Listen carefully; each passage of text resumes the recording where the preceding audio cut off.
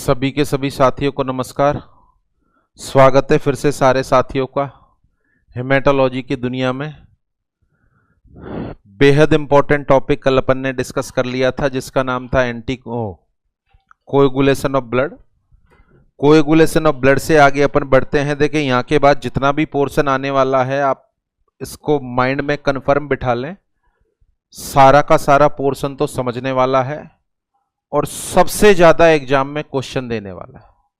यानी अब जो अपन क्वेश्चन पढ़ेंगे चाहे वो एंटीकोगुलेंट हो, परप्यूरा हीमोफीलिया हो, सिकल सेल एनीमिया थैलेसीमिया हो या बीटीसीटी पीटीआईएनआर एपीटीटी, ये टोटल ऐसा पोर्शन है जिसमें सर्वाधिक तौर पर एग्जाम में क्वेश्चन आते हैं। तो मेरे हिसाब से टोटली आपको कोएगुलेशन ऑफ ब्लड समझ में आ गया। कोएगुलेशन में सारे के सारे 13 के 13 फैक्टर की नॉलेज आपको मिल गई। विटामिन के बारे में जानकारी मिल गई। लीवर में इनका प्रोडक्शन होता है ये आपको मालूम चल गया। और सारे के सारे क्लॉटिंग फैक्टर कैसे काम करते हैं ये आपको पता चल गया। कितने स्टेप होते हैं? 4 स्टेप होते हैं। सबसे पहले प्रोथ्रोम्बिन एक्टिवेटर का निर्माण होता है जो 2 तरीके से होता है, इंट्रिंसिक पाथवे और एक्सट्रिंसिक पाथवे। इसके बाद अगला पॉइंट थ्रोम्बिन का निर्माण होना, इसके बाद फिब्रिन का निर्माण होना और चौथे स्टेप के अंदर क्लॉट का रिट्रैक्शन होना, बोले तो फिब्रिन का टाइट होना। ध्यान रखने वाले पॉइंट मैंने आपको बता दिए थे। एक्सट्रिंसिक पाथवे की शुरुआत करता है टिश्यू थ्रोम्बोप्लास्टिन और इंट्रिंसिक पाथवे की शुरुआत करता है कोलेजन। 8 नंबर, 9 नंबर, 11 नंबर का फैक्टर कौन से पाथवे में काम करता है? केवल और केवल इंट्रिंसिक पाथवे में काम करता है। तो कोएगुलेशन कंप्लीट हो गया, हीमोस्टेसिस कंप्लीट हो गया। आगे बढ़े, बोर्ड पर हेडिंग लिखी हुई है एंटीकोगुलेंट।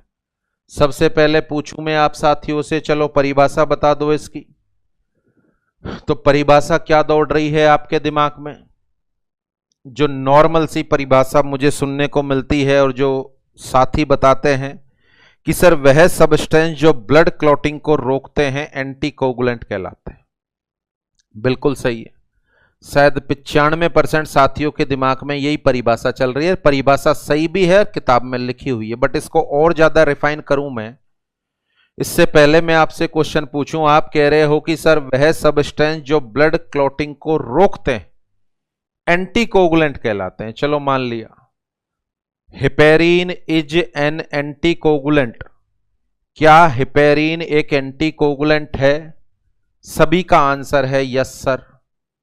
किसी भी इंसान को हेपेरिन का इंजेक्शन लगा दो, क्या अब ऐसा होगा कि जिंदगी भर उसकी बॉडी में ब्लड क्लॉटिंग नहीं होगी?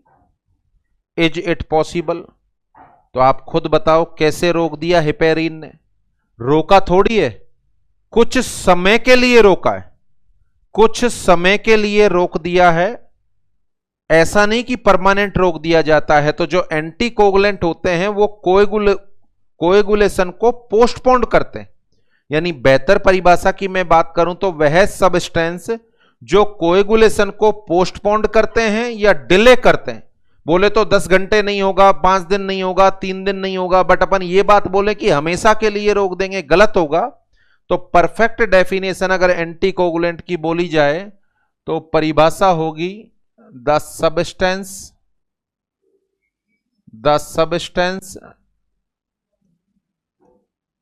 which prevent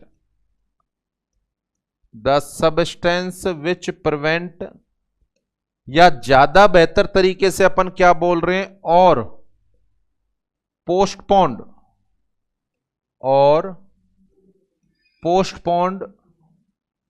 और डिले, यानी कि अब कुछ समय के लिए कोएगुलेशन नहीं होगा, delay the clotting of blood.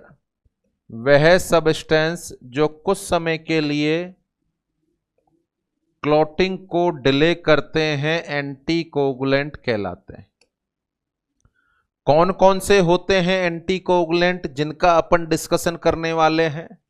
तो एक नेचुरल एंटीकोगुलेंट जो आपके मेरे शरीर में होता है दैट इज द हेपेरिन। उसके अलावा एक और सब्सटेंस जिसको ब्लड को पतला करने वाली दवाई के नाम से भी जाना जाता है, इट इज द वारफेरिन। यानी एंटीकोगुलेंट में अपन बात करें कौन कौन से होते हैं एंटीकोगुलेंट, तो नेचुरल एंटीकोगुलेंट जो आपके मेरे शरीर में है हेपेरिन। उसके अलावा आगे बढ़े अपन, ब्लड को पतला करने वाली दवाई के नाम से दो गोली मशहूर हैं, एक का नाम है एस्प्रिन और दूसरी का नाम है वारफेरिन। तीसरी दवाई के बारे में अपन बात करें तो ईडीटीए जो अपन लेबोरेटरी में काम में लेते हैं, और उसके अलावा सिट्रेट। ये सारे के सारे एंटीकोगुलेंट है जिस पर इस पर्टिकुलर लेक्चर में अपन डिस्कस करने वाले। तो सबसे पहले हेपेरिन का टॉपिक में स्टार्ट करूं तो क्यों ना परंपरा अनुसार पढ़ा जाए। परंपरा जैसा कि आप जानते हैं, सबसे पहले किसी भी टॉपिक में कुछ पर्टिकुलर क्वेश्चन हैं जिनको डिस्कस किया जाएगा।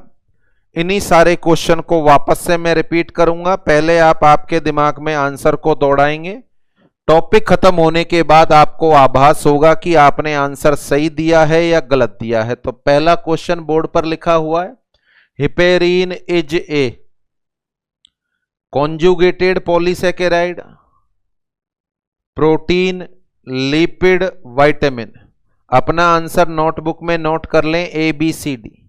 अब तो नोट कर ही सकते हैं क्योंकि अगल बगल में कोई नहीं देख रहा आपको कि आप सही लिख रहे हैं या गलत लिख रहे हैं, बाद में इनका सही आंसर आ जाएगा। पहला क्वेश्चन है हेपेरिन क्या है, कॉन्जुगेटेड पॉलीसैकेराइड है, प्रोटीन है, लिपिड है, विटामिन है। लिख लें आप क्वेश्चन नंबर 1 और आप जो आंसर दे रहे हैं बाद में मिलाएंगे कि कितना सही दिया है। आगे बढ़े question number 2, which of the following route is contraindicated in heparin therapy. निम्न में से कौन से रूट से हेपेरिन की दवाई को नहीं देते हैं। रूट आपके सामने लिखे हुए हैं, IM, IV, SC या नन ऑफ देम। क्या आंसर है आपका, लिख सकते हैं। आगे बढ़े आप question number 3, dosages of heparin is 0.5 से 1 मिलीग्राम पर किलोग्राम ऑफ वेट, 2.5 से 5 मिलीग्राम, 5 से 10 मिलीग्राम, 10 से 20 मिलीग्राम। तीसरे क्वेश्चन का आंसर लिख लें। अगला question number 4, heparin works in body for. अगर आप बाहर से हेपेरिन का इंजेक्शन लगाते हैं तो यह आपके शरीर में कितनी देर तक काम करेगा। 3 से 4 घंटे, 3 से 4 दिन, 3 से 4 सप्ताह या 3 से 4 वीक, 3 से 4 मंथ। आपका जो भी आंसर है लिख सकते हैं आप। आगे बढ़े क्वेश्चन नंबर 5 और 6। पांचवा नंबर का क्वेश्चन है, heparin is commonly used to prevent thrombus formation, dissolve the thrombus, thrombus बनने से रोकने के लिए या थ्रोम्बस को घोलने के लिए। तीसरा है ए और बी बोथ, और चौथा है none of them. What is your answer, लिख सकते हैं आप। Question number 6, heparin prevent blood clotting by its. यानी हेपेरिन एक एंटीकोगुलेंट है, यह ब्लड की क्लॉटिंग रोकता है कैसे। एंटी थ्रोम्बिन एक्टिविटी के द्वारा, बोले तो थ्रोम्बिन को बांध लेता है। एंटी फिब्रिनोजन एक्टिविटी के द्वारा, बोले तो फिब्रिनोजन को बांध लेता है। एंटी कैल्शियम एक्टिविटी, बोले तो कैल्शियम को बांध लेता है। या एंटी विटामिन के एक्टिविटी, बोले तो विटामिन के को बांध लेता है। तो लिख लें आप आपकी नोटबुक में। आगे बढ़ें question number 7, the medical uses of heparin are. पहला ऑप्शन है for ABG analysis, for haemodialysis, prevent clotting of blood during surgery, और चौथा है ऑल ऑफ देम। इन चारों में से क्या आपका सही आंसर है। Question number 8, A serious side effect of heparin therapy. Option है थ्रोम्बोसाइटोपिनिया, ल्यूकोसाइटोपिनिया, एनीमिया और polycythaemia, A serious side effect of heparin therapy. आगे बढ़ें, question number 9, which of the suitable anticoagulant used during pregnancy. Pregnancy में कौन सा anticoagulant अपन इस्तेमाल करते हैं? ये 4 ऑप्शन हैं, हेपेरिन, वारफेरिन, सिट्रेट और ईडीटी। और यहीं पर सेम ऑप्शन है, क्वेश्चन चेंज कर दिया। 10वां क्वेश्चन है, suitable anticoagulant used in blood bank. Blood bank में कौन सा एंटीकोगुलेंट आप इस्तेमाल करते हैं? तो क्या राइट आंसर है? 9वां क्वेश्चन और 10वें क्वेश्चन के आपके लिख सकते हैं आप। आगे बढ़ें आप, अगला question, which of the following time interval monitored in heparin therapy.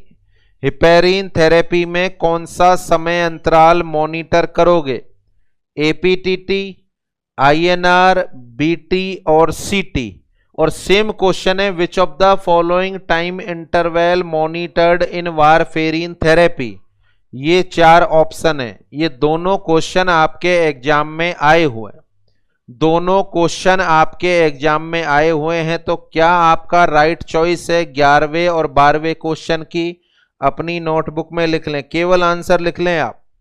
उसके बाद क्वेश्चन नंबर 13, 3 क्वेश्चन है, समान ऑप्शन है, 3 क्वेश्चन है, समान ऑप्शन है। एंटीडोट ऑफ हेपेरिन, यानी ये तो आप कल्पना भी नहीं कर सकते कितनी बार आया है। और पढ़ाऊं या नहीं पढ़ाऊं, आंसर फिक्स है, आप सभी को पता है। बट इतना इंपॉर्टेंट क्वेश्चन है, आप 2 एग्जाम देंगे तो एक में ये मिलेगा ही मिलेगा। The antidote of heparin is, the antidote of warfarin is, the antidote of EDTA is. Heparin का एंटीडोट बता दो, विटामिन के, कैल्शियम, प्रोटामीन सल्फेट और मैग्नीशियम सल्फेट। वारफेरिन का कौन सा होगा? ईडीटीए का कौन सा होगा? इन्हीं में से आपको छांटकर आंसर देना। आगे बढ़े आप, next question number 16, warfarin prevent blood clotting by it's. Warfarin blood clotting को रोकता है कैसे? किसको बांध लेता है? विटामिन के को, कैल्शियम को, थ्रोम्बिन को, फिब्रिनोजन को। सेम क्वेश्चन है, ईडीटीए ब्लड क्लॉटिंग को रोकता है कैसे?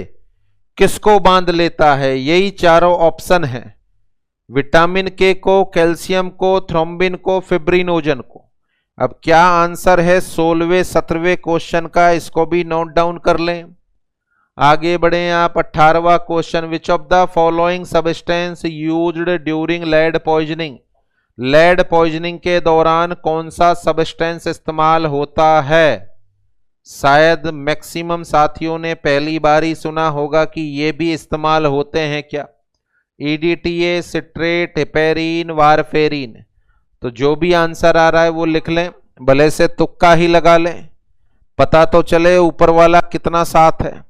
तुक्के सही हो रहे हैं तो मेन एग्जाम में काम आते हैं कि हाँ भैया तुक्के मार सकते हैं, और सही नहीं हो रहे हैं तो कान पकड़ लेते हैं कि तुक्का तो कभी मारना ही नहीं।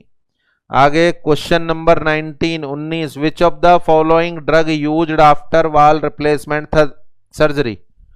वाल रिप्लेसमेंट सर्जरी के बाद, वाल रिप्लेसमेंट सर्जरी के बाद कौन सी दवाई का इस्तेमाल करते हैं? वारफेरिन का, हेपेरिन का, विटामिन के या EDT. Come on to the last question, question number 20, heparin can be used as in Vivo.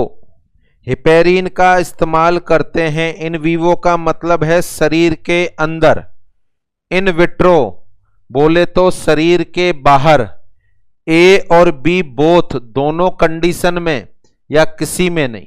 तो केवल शरीर के अंदर इस्तेमाल होता है, शरीर के बाहर होता है, केवल दोनों कंडीशन में होता है या किसी में नहीं होता।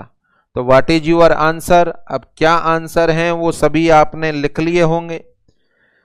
लिखें तो आपकी मर्जी, नहीं लिखें तो आपकी मर्जी, समझाना आपको फर्ज है। अब अपन एक एक एंटीकोगुलेंट के बारे में जानकारी लेते हैं। तो पहला एंटीकोगुलेंट पढ़ाऊंगा मैं आपको हेपेरिन। तो नेक्स्ट हेडिंग है अपनी हेपेरिन, पहला नेचुरल एंटीकोगुलेंट अपनी बॉडी में जिसका नाम है हेपेरिन। चलें इस पूरे को समझें। पूरे को समझाने के बाद एक बार समराइज कर दूंगा मैं, और जितने भी फैक्ट बनते हैं हेपेरिन के बारे में वो सारा डिस्कस हो जाए। सबसे पहले नेचुरल हेपेरिन की बात करें अपन। सबसे पहले नेचुरल हेपेरिन की बात करें अपन। क्या आपके मेरे शरीर में हेपेरिन का निर्माण होता है? क्या आपके मेरे शरीर में हेपेरिन का निर्माण होता है? तो देखें 8वीं क्लास से एक शब्द सुनते आए हैं अपन कि इंसान की ब्लड वेसल में बहने वाले ब्लड में ब्लड का थक्का नहीं जमता।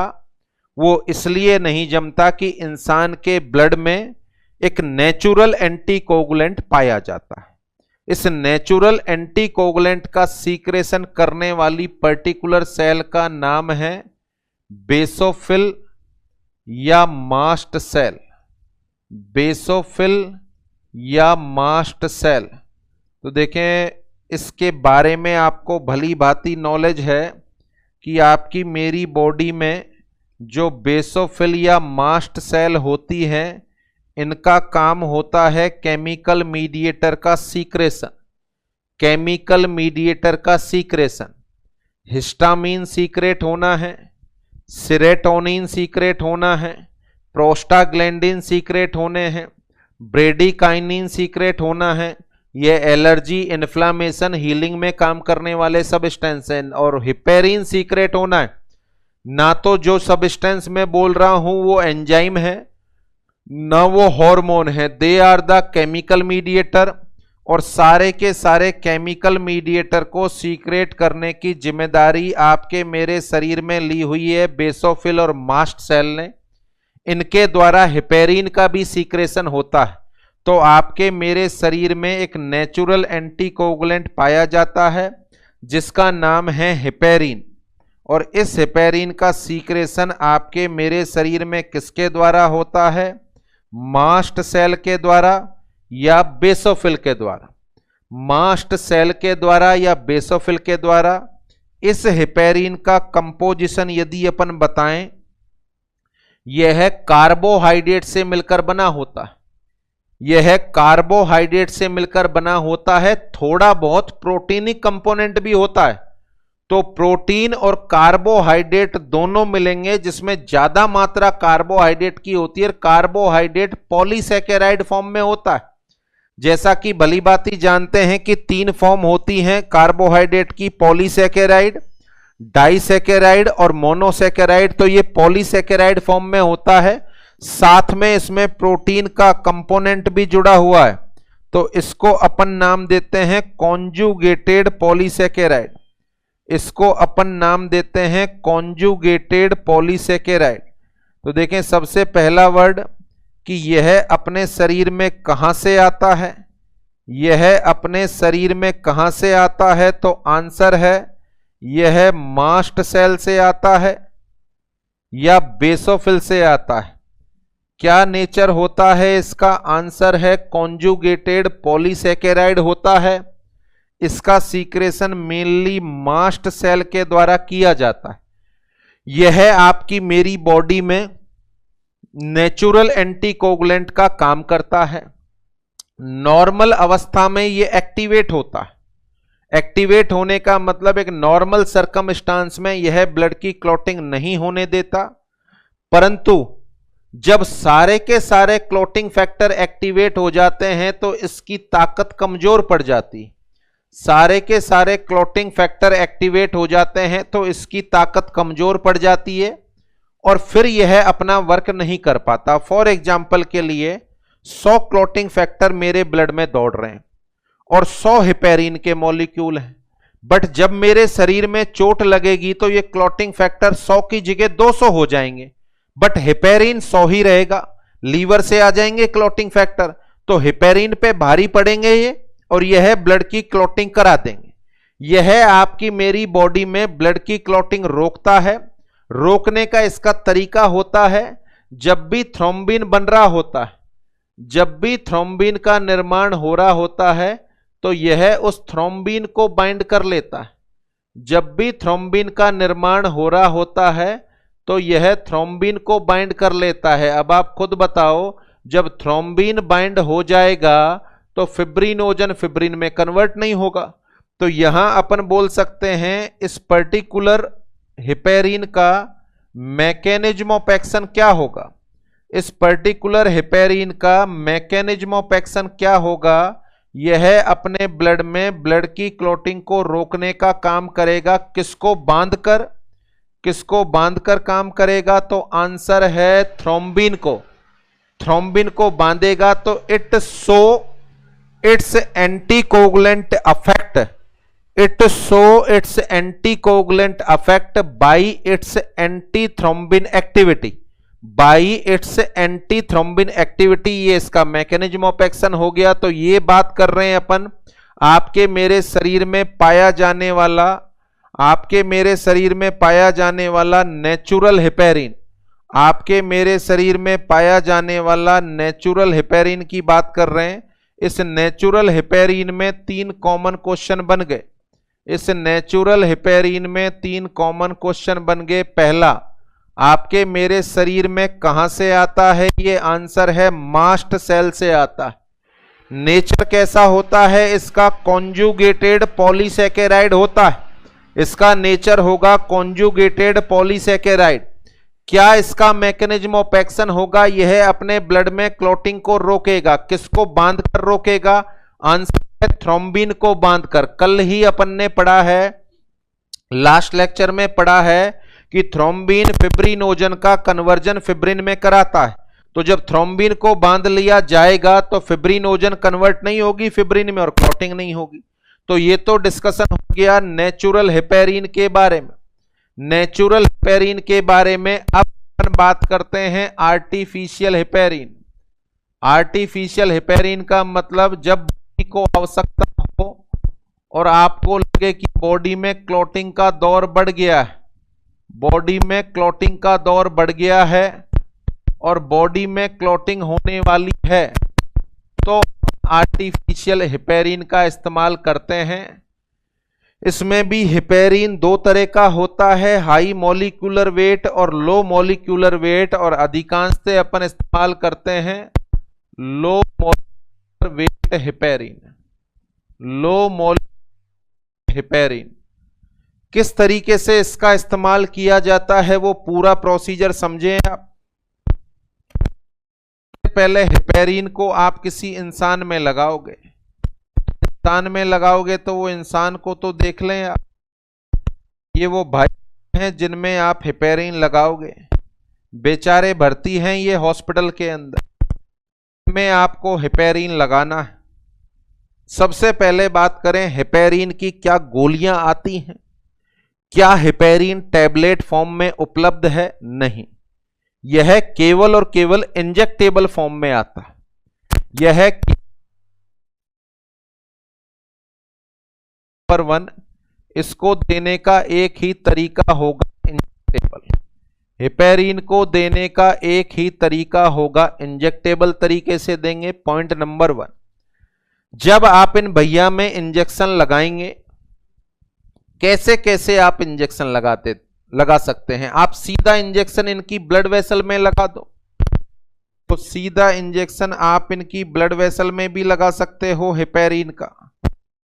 दूसरा, आप आईएम इंजेक्शन लगा सकते हो, दूसरा आप आईएम इंजेक्शन लगा सकते हो, तीसरा सकते हो, सब क्यूटेनियस भी आप लगा सकते हो।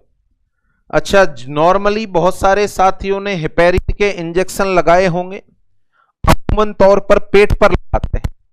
पेट पर लगाते हैं तो रूट होता है एससी, पेट पर लगाते हैं तो रूट होता है एससी, बोले तो सब क्यूटेनियस। सब क्यूटेनियस भी आपने यदि किसी को इंजेक्शन लगाए हैं तो आपने गौर किया होगा, 2-3 इंजेक्शन लगाने के बाद वो जगह ब्लैक हो जाती है, काली पड़ जाती है। उस जगह के ब्लैक होने का कारण क्या है, लॉजिक समझिए आप। जब आप हैं 45 डिग्री पर, तो थोड़ी बहुत ना के बराबर तो ब्लड वेसल रप्चर होती हैं। अच्छा, कैपिलरी रप्चर होती हैं तो उनसे ब्लीडिंग होगी। हल्की फुल्की ब्लीडिंग होती है, वह ब्लड एक तरीके से नष्ट हो जाता है और वो ब्लैक फॉर्म में दिखाई देता है, कोएगुलेट हो जाता है, ब्लैक फॉर्म में दिखाई देता है। बट अगर आप किसी और का इंजेक्शन लगा रहे हैं तो वहां तुरंत क्लॉटिंग हो जाएगी। ऐसी अपन बाकी इंजेक्शन भी तो लगाते हैं, वहां क्लॉटिंग हो जाती है। बट अब आप साक्षात हेपेरिन को लगा रहे, और हेपेरिन को लगाने का मतलब यह तो क्लॉटिंग को रोकेगा, तो उस जगह जहां 1 बूंद ब्लड आना चाहिए वहां 4 बूंद ब्लड आएगा। इस वजह से वो पर्टिकुलर जगह हो जाती है ब्लैक हो जाती है। तो एक तो एससी रूट से लगाते हैं तो ही ब्लैक हो जाती है। बट अगर आप इस इंसान को आईएम रूट से लगाएं, अगर आप इस लगा सकते हैं, एम भी लगा रहे हैं मान के चलो, और यहां पर एससी लगा रहे हैं। देखें, जैसा कि आप जानते हैं ये आप लगाते हैं 45 डिग्री पर और ये आप लगाते हैं 90 डिग्री। सोचो 90 पर आप इंजेक्शन लगाओगे, ये 90 डिग्री पे लगाया, मसल में गया। मसल में जाने का मतलब है यहां से यहां तक बहुत सारी ब्लड वेसल कैपिलरी रप्चर होंगी, और कई बार अपन आईएम लगाते हैं तो ब्लड की 2-4 बूंद भी बाहर आ जाती है।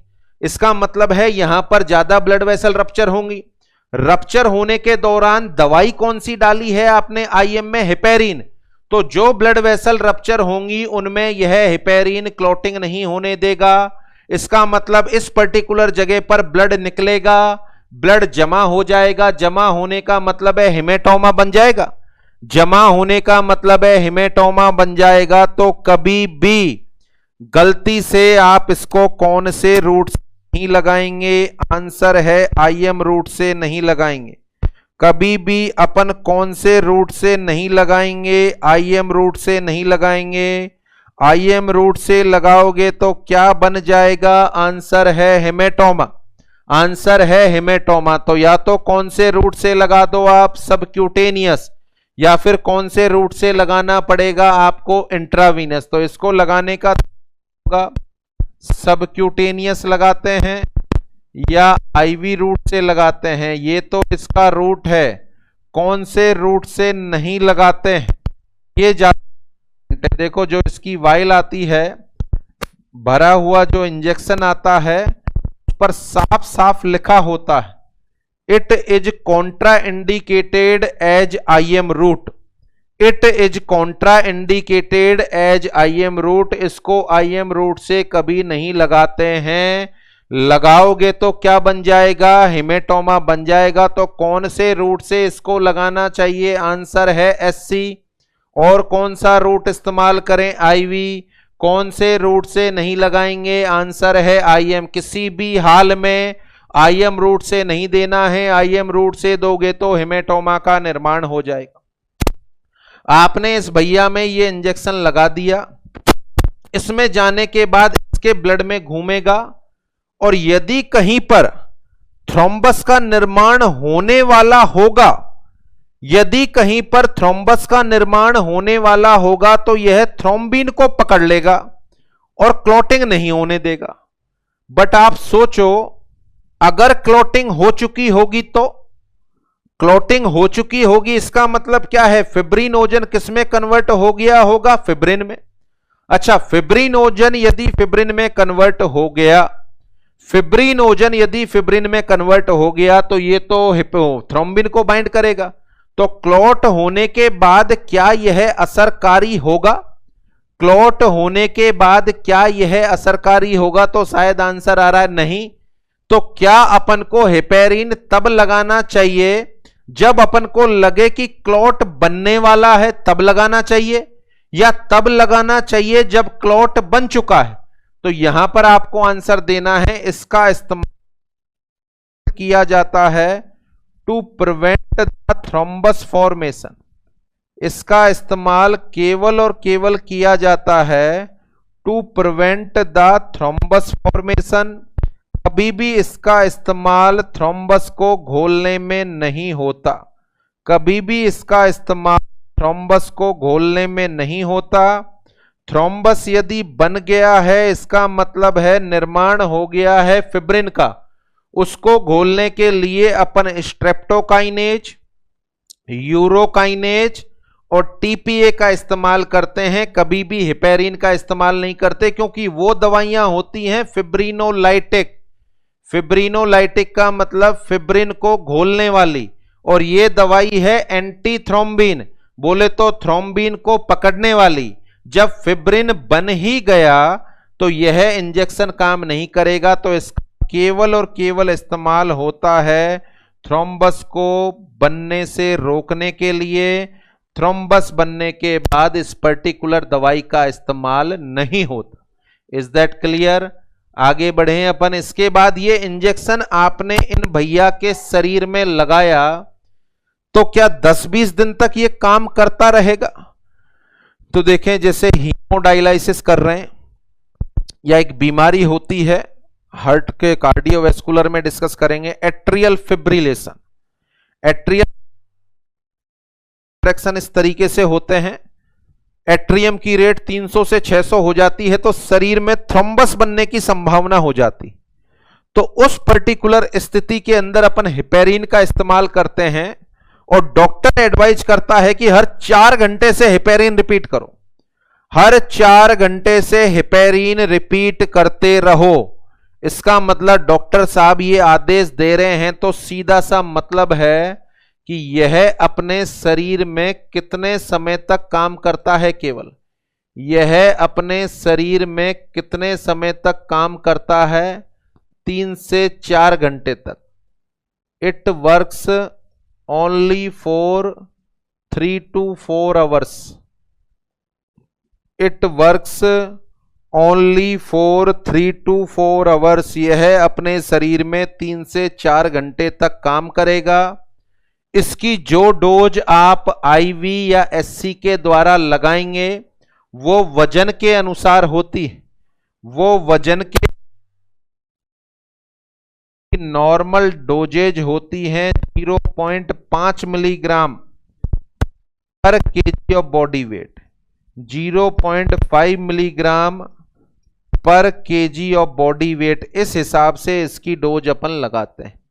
100 किलो वाले इंसान के अंदर 50 मिलीग्राम हेपेरिन अपने द्वारा लगाया जाना चाहिए। तो ये कुछ इसके बेसिक फैक्ट हो गए। आर्टिफिशियल हेपेरिन की बात कर रहे हैं। इस पूरे बोर्ड में जो लिखा हुआ है क्या काम की चीज है? इसके रूप में देते हैं या इंजेक्शन के रूप में? तो आंसर है इंजेक्शन के रूप में देते हैं। क्या रूट से इसको देना चाहिए? आंसर है एससी और आईवी। कौन से रूट से कतई नहीं देना चाहोगे? आंसर है आईएम। आईएम रूट से देंगे तो क्या हो जाएगा? हेमेटोमा हो जाएगा।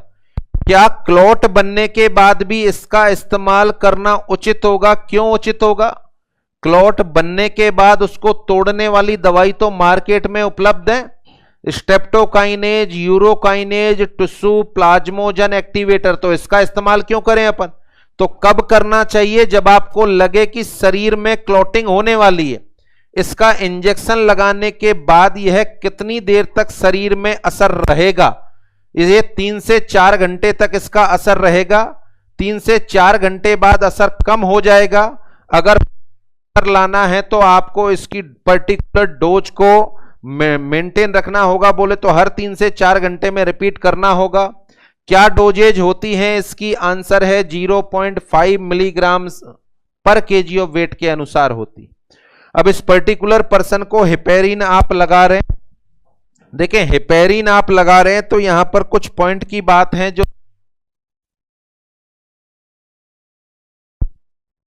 3 घंटे बाद फिर लगाया, 3 घंटे बाद फिर लगाया। अच्छा, ऐसा भी तो हो सकता है कि हेपेरिन की डोज जो आप लगा रहे हो वो इंसान में 7 दिन तक चलेगी। अब 7 दिन तक चलने के दौरान कहीं ऐसा तो नहीं कि हेपेरिन की डोज ज्यादा हो जाए? हेपेरिन की डोज ज्यादा हो जाए तो शरीर में ब्लीडिंग हो सकती है। अब यह कैसे पता चलेगा कि जो आप हेपेरिन लगा रहे हो उसकी डिजायरेबल डोज आपके ब्लड में मौजूद है? तो मैंने एक फिजिशियन होने के नाते यूं मानो कि हेपेरिन चला दिया 7 दिन, तो मुझे कैसे पता चलेगा कि मैं हर 3 घंटे से रिपीट करा रहा हूं तो डोज नॉर्मल है, कम है या ज्यादा है? तो शरीर में क्या चीज मुझे चेक करनी चाहिए? तो इसका एक पैरामीटर होता है, एक समय अंतराल होता है, और उस समय अंतराल का नाम है एपी, समय अंतराल का नाम है एपीटीटी। देखें इसकी 30 से 45 सेकंड, आगे पढ़ाऊंगा मैं आपको इसे, 30 से 45 सेकंड होती है। हेपेरिन जिसमें चल रही है तब इसकी रेंज 90 से 100 सेकंड होनी चाहिए। अगर हेपेरिन चल रही है तो 90 से 100 सेकंड होनी चाहिए। तो देखो है 30 से 45 सेकंड हेपेरिन थेरेपी चल रही है, 90 से 100 सेकंड हो जानी चाहिए। एपीटीटी का मतलब है activated partial thromboplastin time. Activated partial thromboplastin time कैसे चेक करते हैं ये आने वाले टाइम में मैं पूरा आपको पढ़ाने वाला हूं, बट अभी के लिए इतना ही याद रखें, नॉर्मल रेंज है 30 से 45 सेकंड। हेपेरिन थेरेपी में इसकी रेंज हो जाती है 90 से 100 सेकंड।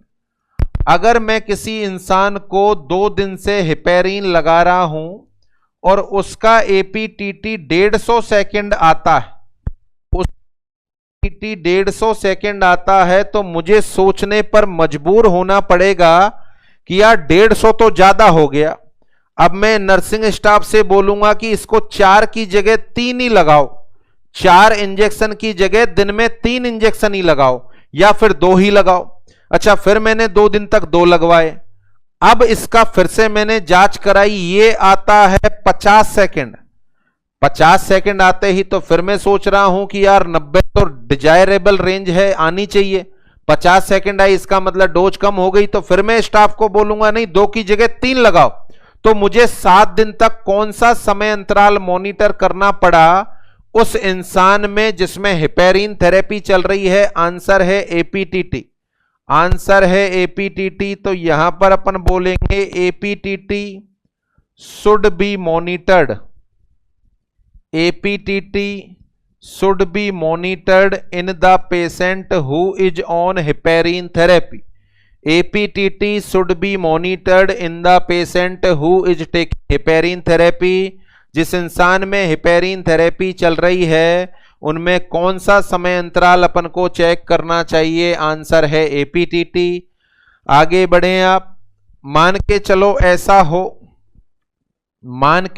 ऐसा हो कि सुबह 8 बजे आपकी नाइट ड्यूटी है और रात को इंजेक्शन लिखा हुआ है मरीज को हेपेरिन, आपने डोज लगा दी रात की। सुबह आपने 7:30 बजे हेपेरिन बट लगा तो दिया, परंतु उसको लिखना भूल गए आप नर्सिंग नोट में, और आप चार्ज दे के चले गए। और चार्ज देने के बाद जो मॉर्निंग ड्यूटी में था उसने भी 8:15 बजे हेपेरिन लगा दिया। 7:30 बजे आपने लगाया, 8:15 बजे उसने लगाया। 8:30 बजे आपको ध्यान आया कि यार भैया मैं तो हेपेरिन लगा दिया, लिखा नहीं। आप साथी को फोन करते हो कि हेपेरिन मैं लगा चुका हूं। उधर से साथी बोलता है कि कोई नहीं भैया मैंने भी लगा दिया। बोले तो डबल डोज हो गई, डबल डोज हो गई।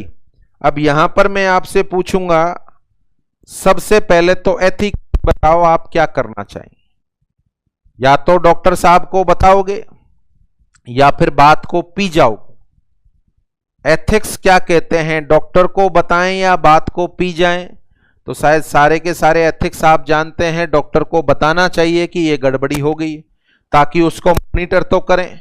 अच्छा, वहां जो कंपाउंडर साहब ने नर्सिंग स्टाफ ने लगाया, वो लगाने के बाद तो ब्लीडिंग नहीं हो रही, वॉमिट तो नहीं हो गई, वॉमिट में ब्लड तो नहीं आ गया, ये मॉनिटर करना है।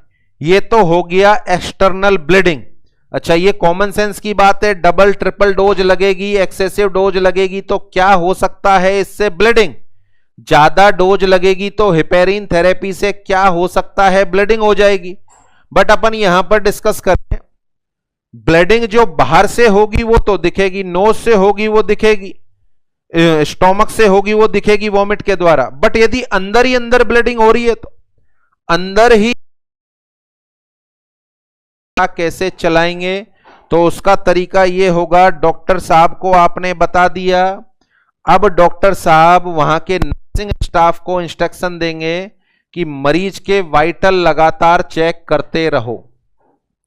अगर उसकी हार्ट रेट बढ़ने, अगर रेस्पिरेशन रेट बढ़ने लगे और उसका बीपी कम होने लगे, देखो शरीर में अंदर ब्लीडिंग हो रही है तो हार्ट कंपनसेट करेगा तो हार्ट रेट बढ़ेगी, ऑक्सीजन कम होगी तो रेस्पिरेशन रेट बढ़ेगी, और इंसान का ब्लड प्रेशर, ब्लड वेसल से ब्लड निकल रहा है तो जो ब्लड प्रेशर है वो कम होगा, तो समझ लो ब्लीडिंग हो रही है, फिर अपन को इन्वेस्टिगेशन के लिए जाना है। तो जो ब्लीडिंग है उसको ऑब्जर्व करना है, चाहे वो एक्सटर्नल हो या इंटरनल हो। एक्सटर्नल तो आपको दिख जाएगी, नाक से खून आने लग जाए, वॉमिटिंग में ब्लड आने लग जाए, ये तो एक्सटर्नल हो गया। बट वाइटल में हार्ट रेट बढ़ने लगे, रेस्पिरेशन रेट बढ़ने लगे और ब्लड प्रेशर इंसान का कम होने लग जाए, तो इसका मतलब है बॉडी में ब्लीडिंग हो रही है। उस दौरान अपन को इसका मैनेजमेंट करना होगा। तो अगला वर्ड ये है, इसकी ज्यादा हो जाए, अगर इसकी डोज ज्यादा हो जाए, बोले तो excessive administration, excessive administration of heparin, excessive administration of heparin cause bleeding. अगर इसकी डोज ज्यादा लग जाएगी तो बॉडी पर क्या विपरीत फर्क पड़ेगा? आंसर है ब्लीडिंग होने लग जाएगी। अगर ब्लीडिंग होने लग गई है तो दो तरीके से ब्लीडिंग होगी,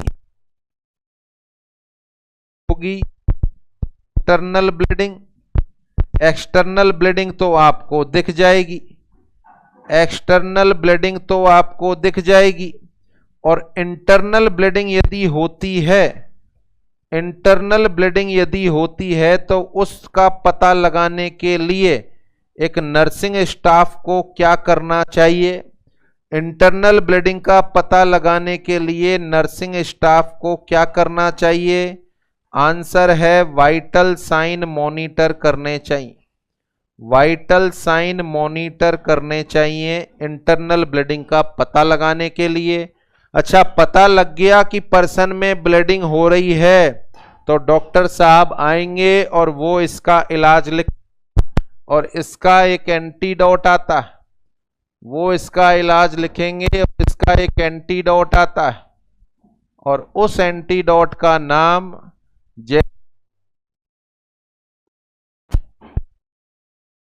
that is the protamine sulfate, the name of antidote of heparin।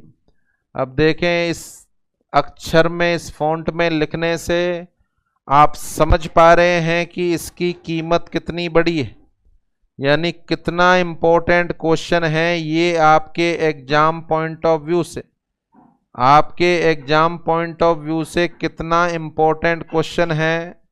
The antidote of heparin, the antidote of heparin, the answer is protamine sulphate. तो इस पर्टिकुलर परिस्थिति में क्या लगाएंगे अपन? प्रोटामीन सल्फेट लगाएंगे। अगले पॉइंट के बारे में बात करें, हेपेरिन थेरेपी किसी को चल रही है, वैसे तो 10-15 दिन में बंद कर देते हैं इसको, बड़े लंबे समय तक नहीं चलाते, बट फिर भी 10-15-20 दिन किसी में चल रही है तो एक तो ईपीटीटी मॉनिटर करते और एक हर सप्ताह सीबीसीबी मॉनिटर करते हैं, सीबीसीबी मॉनिटर करते हैं। तो यहां एक पॉइंट लिखेंगे अपन, क्या लेंगे during the heparin therapy, precaution during heparin therapy, दौरान क्या प्रिकॉशन है जो आपको लेनी पड़ेंगी? तो देखें, पहली प्रिकॉशन अपन को लेनी पड़ेगी मॉनिटर एपीटी, एपीटीटी। 90 से 100 से ज्यादा हो जाए तो डोज घटा दो और 90 से कम रह जाए तो डोज बढ़ा दो। दूसरा पॉइंट मॉनिटर करेंगे अपन सीबीसी। दूसरा पॉइंट मॉनिटर करेंगे अपन सीबीसी। देखिए किसी किसी इंसान में हेपेरिन की वजह से बोन मैरो में प्लेटलेट बनाने वाली एक सेल होती है जिसका नाम है mega karyocyte. Heparin bone marrow में जाकर मेगा कैरियोसाइट का टूटना बंद करा देता है। टूटना बंद होगा तो परिणाम यह होगा बॉडी में प्लेटलेट का निर्माण नहीं होगा। जो पुरानी प्लेटलेट हैं उनका जीवन काल पूरा होगा तो अल्टीमेटली बॉडी में प्लेटलेट की कमी आ जाएगी। तो सीबीसी कराने का एक उद्देश्य होता है, हेपेरिन थेरेपी का एक सीरियस साइड इफेक्ट होता है। हेपेरिन थेरेपी का एक सीरियस साइड इफेक्ट होता है, किसी किसी इंसान में हेपेरिन को चलाने पर उसकी बॉडी में हेपेरिन को चलाने पर उसकी बॉडी में प्लेटलेट के नंबर कम हो जाते हैं। तो यहां बोल रहे हैं अपन a serious side effect of heparin therapy. A serious side effect of heparin therapy is heparin induced thrombocytopenia. Heparin induced thrombocytopenia. तो किसी किसी पर्सन में थ्रोम्बोसाइटोपिनिया डेवलप हो जाता है। इस वजह से अपन को सीबीसी कराना मैंडेटरी होता। इस वजह से अपन को सीबीसी कराना मैंडेटरी होता है। तो ये इसकी कंप्लीट मॉनिटरिंग हो गई। बोले तो दो चीजों की जांच कराएंगे अपन। मॉनिटर एपीटीटी क्यों कराएंगे? डोज को नापने के लिए। कम तो नहीं चल रही है, ज्यादा तो नहीं चल रही है। साथ में सीबीसी कराएंगे क्योंकि इसका एक मेजर साइड इफेक्ट होता है जिसका नाम है थ्रोम्बोसाइटोपिनिया। इस मेजर साइड इफेक्ट का नाम है थ्रोम्बोसाइटोपिनिया। इस वजह से अपन सीबीसी कराते हैं। तो that is the precaution during the heparin therapy. Heparin therapy का कॉमन साइड इफेक्ट होता है, इससे ब्लीडिंग हो सकती है। हेपेरिन थेरेपी से ब्लीडिंग हो सकती है। ब्लीडिंग के दो कारण होते हैं, एक तो शरीर में क्लॉटिंग डेफिशिएंसी पैदा हो जाएगी और दूसरा ब्लीडिंग होने का एक और कारण है कि इसकी वजह से क्या डेवलप हो जाएगा? थ्रोम्बोसाइटोपिनिया। तो that is the meaning of heparin therapy. आगे बढ़ें और लास्ट पॉइंट पर आए। एक फीमेल है जिसके एट्रियल फिब्रिलेशन हो गया या कोई और अपन अदर कारण भी बोल सकते हैं। उस किसी भी कंडीशन में यदि आपको लग रहा है, फीमेल की बात कर रहे हैं अपन, कि इसको हेपेरिन देना, इसको अपन को हेपेरिन देना है या वारफेरिन देना है, बोले तो इसका ब्लड पतला होना चाहिए, इसमें थ्रोम्बस बनने वाला है। तो फिजिशियन होने के नाते आपके पास दो गोली उपलब्ध है, एक तो हेपेरिन उपलब्ध है, दूसरी वारफेरिन उपलब्ध है। तो कौन सी दवाई उसको चलाना चाहेंगे? हेपेरिन इंजेक्टेबल चला दें या वारफेरिन चला दें? तो यहां पर लास्ट पॉइंट सूटेबल होती है। कौन सी दवाई सूटेबल होती है? बोले ड्रग एज एंटीकोगुलेंट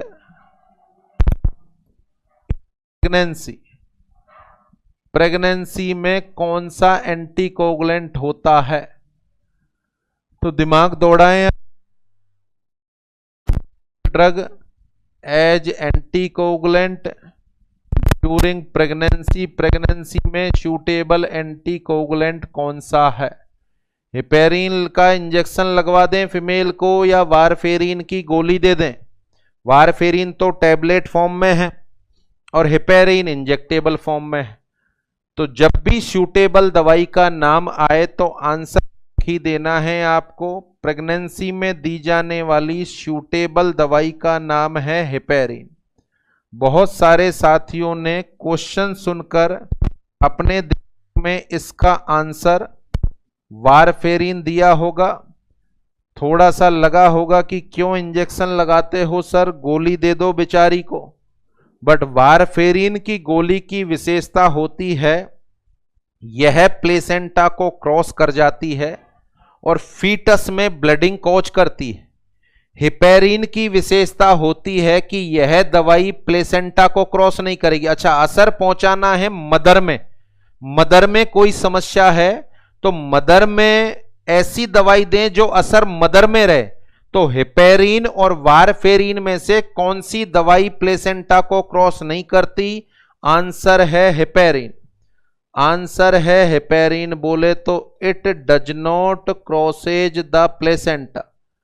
देखें, विशेष तौर से याद रखें, यहां पर गलती की गुंजाइश है, पूरी गुंजाइश है। यदि अपन ने नहीं पढ़ा हुआ है तो आंसर अपन वारफेरिन दे सकते हैं, बट आंसर वारफेरिन नहीं आएगा, हिपेरिन आएगा।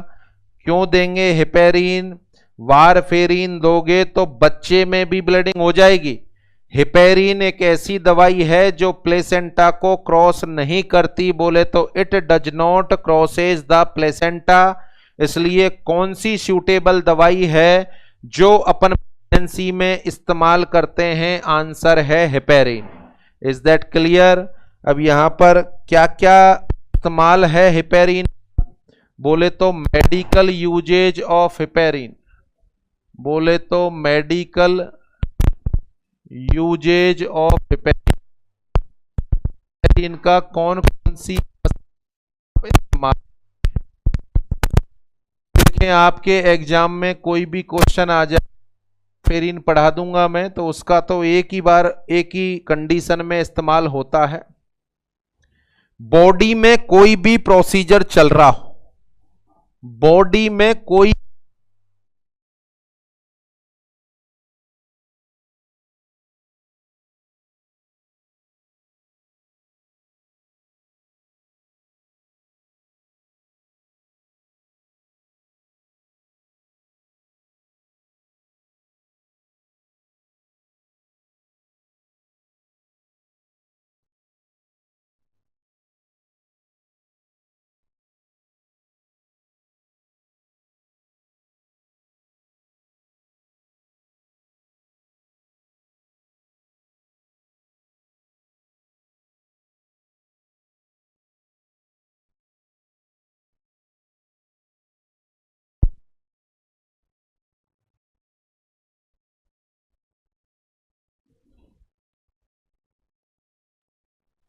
हेलो, सॉरी फॉर इनकन्वीनियंस, शायद एक आध मिनट की हो सकता है आवाज कट हो गई हो। तो लास्ट पॉइंट की अपन बात कर रहे हैं। हिपेरिन का इस्तेमाल, हिपेरिन का इस्तेमाल यूजुअली कौन कौन सी कंडीशन में होता है? तो दो तरीके से होता है। शरीर के अंदर इसका इस्तेमाल, शरीर के बाहर इस्तेमाल। शरीर के अंदर इसका इस्तेमाल कहलाता है इन विवो और शरीर के बाहर इसका इस्तेमाल कहलाता है इन विट्रो। अब यहां पर मन में दौड़ रहा होगा कि क्या इसका शरीर के बाहर भी इस्तेमाल होता है? क्या हिपेरिन का शरीर के बाहर भी इस्तेमाल होता है? तो अभी डील करेंगे अपन। इन विट्रो का मतलब शरीर में कोई प्रोसीजर हो रहा है। फॉर एग्जाम्पल के लिए 125 किलो वाले इंसान में हार्ट की सर्जरी हुई है, 3 दिन हो गए, डॉक्टर साहब को लगता है कि इस इंसान में थ्रोम्बस बनने की संभावना है, तो उसको हिपेरिन थेरेपी चला दो। तो आफ्टर सर्जरी या आफ्टर कार्डियक सर्जरी के दौरान शरीर में थ्रोम्बस बनने से रोकने के लिए, आफ्टर कार्डियक सर्जरी शरीर में थ्रोम्बस बनने से रोकने के लिए अपन हिपेरिन का इस्तेमाल करते हैं। तो कार्डियक सर्जरी के बाद इसका इस्तेमाल होगा, शरीर के अंदर इसका इस्तेमाल होगा। उसके अलावा अपन बात करें, जैसे हीमोडायलाइसिस हो रहा है किसी इंसान में। हीमोडायलाइसिस का मतलब होता है फिस्टुला बनाते हैं अपन, एवी फिस्टुला। एवी फिस्टुला बनाने के बाद यहां से ब्लड जाता है मशीन में, जिसको आर्टिफिशियल किडनी बोलते हैं। सारा का सारा ब्लड वापस आ जाता है। सोचें आप, यहां से ब्लड मशीन में जा रहा है, उसमें से क्रेटिनिन छन रहा है, यूरिया छन रहा है, पोटेशियम छन रहा है, बाकी छन के बाहर ब्लड वापस आ रहा है। बट जब शरीर से निकलकर मशीन में जाएगा ब्लड, तो क्लॉट बन जाएगा। शरीर से निकलकर मशीन में जाएगा तो क्लॉट बन जाएगा, तो मशीन में क्लॉट नहीं बनता। इसका मतलब है मशीन में पहले से कोई एंटीकोगुलेंट मिला हुआ रहता होगा। कौन सा सूटेबल एंटीकोगुलेंट मिला हुआ रहता है? आंसर है हेपेरिन। तो इसका इस्तेमाल हीमोडायलिसिस के दौरान भी करते हैं। हेपेरिन का इस्तेमाल हीमोडायलिसिस के दौरान भी किया जाता है। तो बॉडी में किसी भी तरीके का इंटरनल प्रोसीजर करना है और आपको लगता है कि इस पर्टिकुलर अवस्था में पर्सन में थ्रोम्बस बन सकता है, तो फिर कौन सी दवाई का इस्तेमाल करेंगे अपन? हेपेरिन। तो ये तो हो गया शरीर के अंदर हेपेरिन का इस्तेमाल। आगे बढ़े हैं आप, शरीर के बाहर भी क्या हेपेरिन का इस्तेमाल होता है? तो देखें, शरीर के बाहर भी हेपेरिन का इस्तेमाल होता है। जितने भी अपन टेस्ट करते हैं, CBC, LFT, RFT, thyroid profile, सबका सैंपल अपन लेते हैं ईडीटीए वाइल। सबका सैंपल अपन ईडीटीए वाइल में लेते हैं। परंतु जब एबीजी एनालिसिस करते हैं, एबीजी एनालिसिस के दौरान शायद आपने सैंपल लिया होगा, जो वाइल होती है वो कौन सी वाइल होती है? Heparin while. जो वाइल होती है वो कौन सी वाइल होती है? Heparin while. तो इसका मतलब है एबीजी एनालिसिस के दौरान, एबीजी एनालिसिस के दौरान अपन हेपेरिन को इन विट्रो भी यूज करते हैं। एबीजी एनालिसिस के दौरान अपन इसको इन विट्रो यूज करते हैं, क्योंकि एबीजी का सैंपल कौन सी वाइल में लिया जाता है? आंसर है हेपेरिन वाइल में लिया जाता है। Is that clear? तो दो तरीके से इसका इस्तेमाल हो गया। शरीर के अंदर भी इसका इस्तेमाल हो रहा है, शरीर के बाहर भी इसका इस्तेमाल हो रहा है। यहां पर एक छोटा सा क्वेश्चन मैं आपसे पूछना चाहूंगा।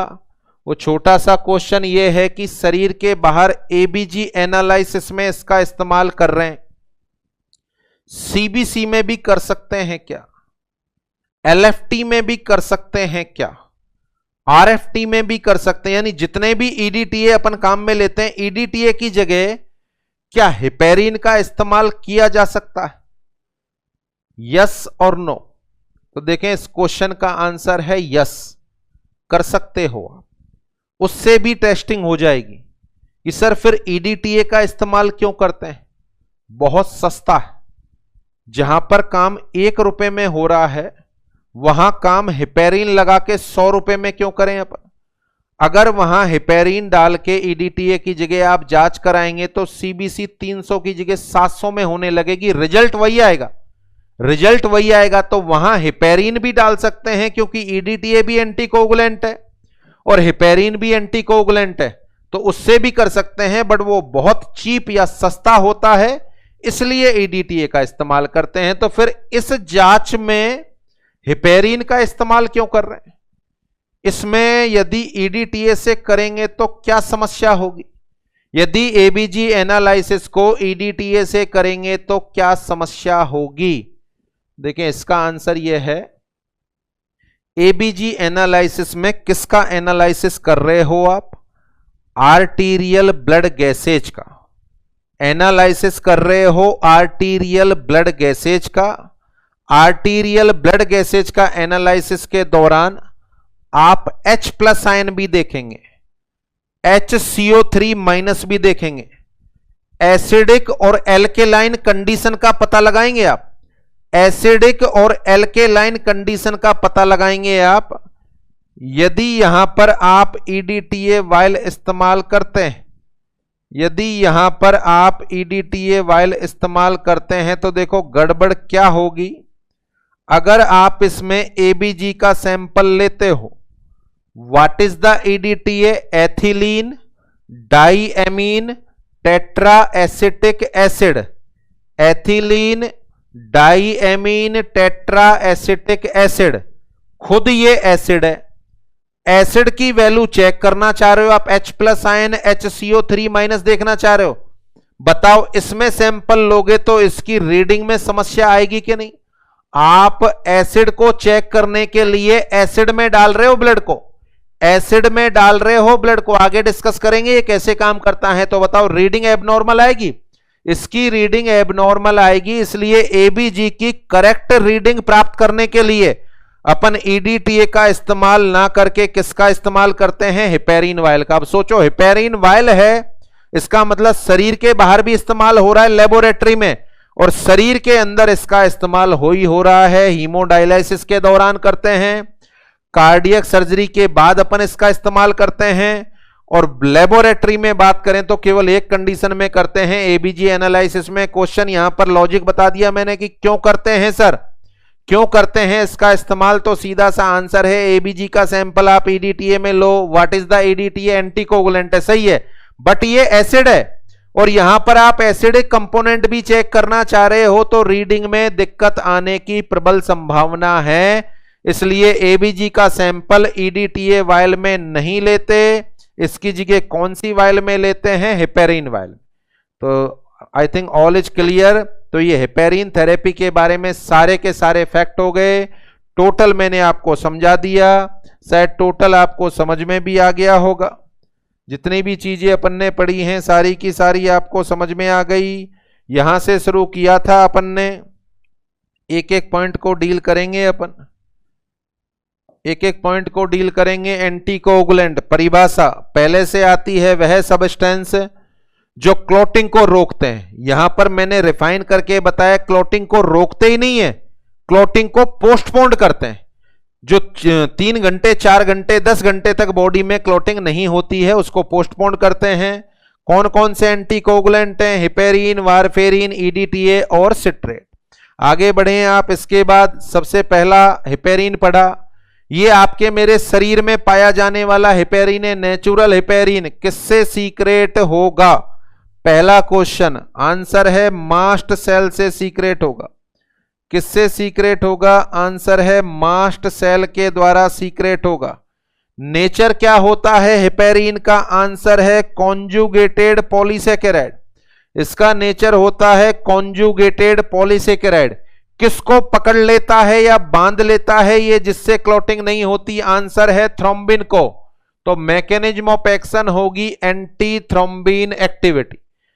इसके बाद मैंने आपको पढ़ाया आर्टिफिशियल हेपेरिन लगा रहे हैं, क्या इसको टैबलेट फॉर्म में देंगे, नहीं देंगे, केवल इंजेक्टेबल फॉर्म में देंगे। कौन से रूट से देंगे, एससी और आईवी रूट से देंगे। कौन से रूट से नहीं देंगे, आंसर है आईएम रूट से नहीं देंगे। देंगे तो क्या हो जाएगा, हेमेटोमा बन जाएगा। अगर इसको देंगे तो क्या हो जाएगा, आंसर है हेमेटोमा बन जाएगा। क्या इसको क्लॉट बनने के बाद दे तो सही रहेगा, नो, क्लॉट बनने के बाद काम नहीं करेगा, क्लॉट को डिजोल्व नहीं करता, यह क्लॉट को बनने से रोकता है। तो it is use to prevent the thrombus formation. आगे बढ़े, यह शरीर में कितनी देर के लिए काम करेगा, यह थ्रोम्बस फॉर्मेशन को रोकता है। शरीर में कितनी देर असर रहेगा, 3 से 4 घंटे।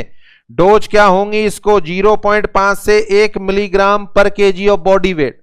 ये इसका डिस्क्रिप्शन हुआ। नेक्स्ट पॉइंट में अपन ने बात की कौन सा समय अंतराल लगातार मॉनिटर करते रहें, एपीटीटी। नॉर्मल कितना, 30 से 45 सेकेंड। हेपेरिन थेरेपी में कितना हो जाएगा, 90 से 100 सेकेंड। 90 से कम आए तो हेपेरिन की डोज को बढ़ा दो, 100 से ज्यादा आए तो हेपेरिन की डोज को कम कर दो। अगर आपने हेपेरिन गलती से डबल लगा दिया तो क्या हो सकता है, आंसर है ब्लीडिंग। ब्लीडिंग बाहर से दिख रही है तो उसको एक्सटर्नल बोलेंगे, जो दिख जाएगी। इंटरनल ब्लीडिंग के लिए क्या चीज लगातार मॉनिटर करते रहो, आंसर है वाइटल साइन मॉनिटर करते रहो। और यहां अपन बात करें, अगर पर्टिकुलर इंसान में एक्सेसिव ब्लीडिंग हो रही है तो उसको रोकने के लिए क्या करेंगे, गोला की जरूरत नहीं है, लिखा ही ऐसे है अपन ने, the antidote of heparin is, answer is protamine sulphate. आगे बढ़े आप, क्या क्या सावधानी रखोगे इंसान में हेपेरिन चल रहा है। पहली सावधानी, एपीटीटी लगातार मॉनिटर करते रहो। अगली सावधानी, इसका सीरियस साइड इफेक्ट क्या होता है, आंसर है heparin induce thrombocytopenia. Answer is heparin induce thrombocytopenia. इसके अलावा अपन ने बात की थी प्रेगनेंसी के दौरान हेपेरिन देना चाहोगे या वारफेरिन देना चाहोगे, आंसर है हेपेरिन देना चाहेंगे। वारफेरिन क्यों नहीं देंगे, प्लेसेंटा को क्रॉस कर जाएगी, बच्चे में ब्लीडिंग हो जाएगी, और यह दवाई प्लेसेंटा को क्रॉस नहीं करती। लास्ट पॉइंट, इसका बॉडी के अंदर इस्तेमाल होता है या बॉडी के बाहर? आंसर है बॉडी के अंदर भी होगा और बॉडी के बाहर भी। बॉडी के अंदर कौन कौन सी अवस्था में? कार्डियक सर्जरी के बाद, हीमोडायलिसिस के बाद, और बॉडी के बाहर एक पर्टिकुलर ब्लड की जांच में काम में लेते हैं। कौन सी जांच? ABG analysis. एबीजी एनालिसिस में इंसान का ब्लड सैंपल कौन सी वायल में लेते हैं? हेपेरिन वायल में। क्यों लेते हैं जी? ईडीटीए में लोगे तो क्या दिक्कत आएगी? ये पहले से एसिड है और जो फाइंडिंग है उनमें गड़बड़ आ जाएगी, इसलिए पर्टिकुलर इसको अपन हेपेरिन वायल में लेते हैं। तो ये पहला और बेहद महत्वपूर्ण एंटीकोगुलेंट पूरा होता है जिसका नाम है हेपेरिन।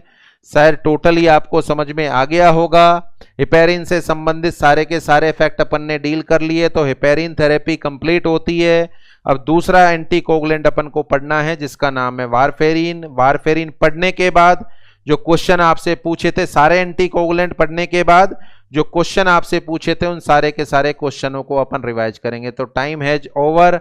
आज के अभी के लिए इतना ही। आप सारे साथियों का बहुत बहुत धन्यवाद।